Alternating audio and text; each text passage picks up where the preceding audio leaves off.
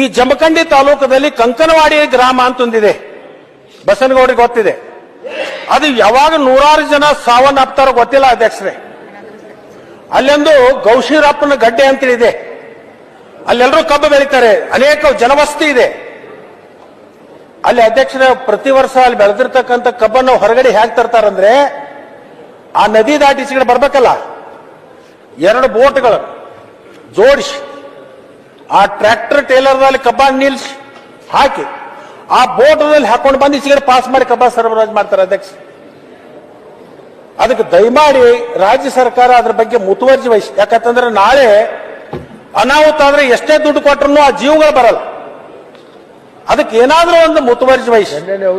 ಅದು ನೀರಾವರಿಯಿಂದ ಇಲಾಖೆನೋ ಪಿಡುಬಡಿ ಇಲಾಖೆನೋ ಯಾವುದೇ ಒಂದು ವಿಶೇಷ ಪ್ರಕರಣ ಎಂದು ಅಲ್ಲೊಂದು ಬ್ರಿಡ್ಜ್ ಮಾಡಿಕೊಟ್ರೆ ಅಲ್ಲಿ ಜನವಸತಿಗೆ ಹೋಗಿ ಬರ್ಲಿಕ್ಕೆ ಮತ್ತು ಅವರಿಗೆ ದಾಟ್ಲಿಕ್ಕೆ, ಕಬ್ಬು ತರಲಿಕ್ಕೆ, ಅವ್ರು ಬೆಳೆದಿರ್ತಕ್ಕಂಥ ಬೆಳೆಯನ್ನ ಹೊರಗಡೆ ತರಲಿಕ್ಕೆ ಅನುಕೂಲ ಆಗ್ತದೆ. ಅದನ್ನೊಂದು ವಿಶೇಷ ಪ್ರಕರಣ ಅಂತ ಹೇಳಿ ಆ ಕಂಕನವಾಡಿ ಮುಂದಿರ್ತಕ್ಕಂಥ ಗೌಶೀರಪ್ಪನ ಗಡ್ಡಿಗೆ ಒಂದು ಬ್ರಿಡ್ಜ್ ಮಾಡಿಕೊಡುವಂತದ್ದು ಅವಶ್ಯಕತೆ ಇದೆ. ಆ ಭಾಗದ ಎಲ್ಲಾ ರೈತರು ಬಂದು ನಮ್ಗೆಲ್ರಿಗೂ ವಿನಂತಿಯನ್ನು ಮಾಡ್ಕೊಂಡಿದ್ದಾರೆ. ಬಹುತೇಕ ವಿರೋಧ ಪಕ್ಷದವರಿಗೆ ಬಂದ್ ಮಾಡ್ಕೊಂಡಿರ್ಬೇಕು.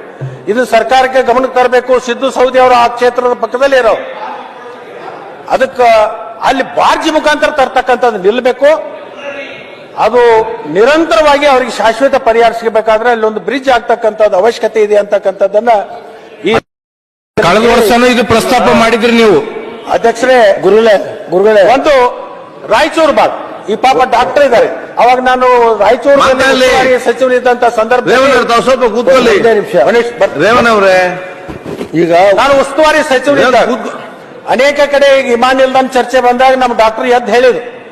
ಇದು ಈ ಕ್ಷಣದ ಸುದ್ದಿ. ಹೆಚ್ಚಿನ ಸುದ್ದಿಗಳಿಗಾಗಿ ಸುವರ್ಣ ಜನನಿ ನ್ಯೂಸ್ ಚಾನೆಲ್ ಅನ್ನ ಲೈಕ್ ಮಾಡಿ, ಶೇರ್ ಮಾಡಿ, ಸಬ್ಸ್ಕ್ರೈಬ್ ಮಾಡಿ ಹಾಗೂ ಕಮೆಂಟ್ ಮಾಡುವುದನ್ನ ಮರಿಬೇಡಿ.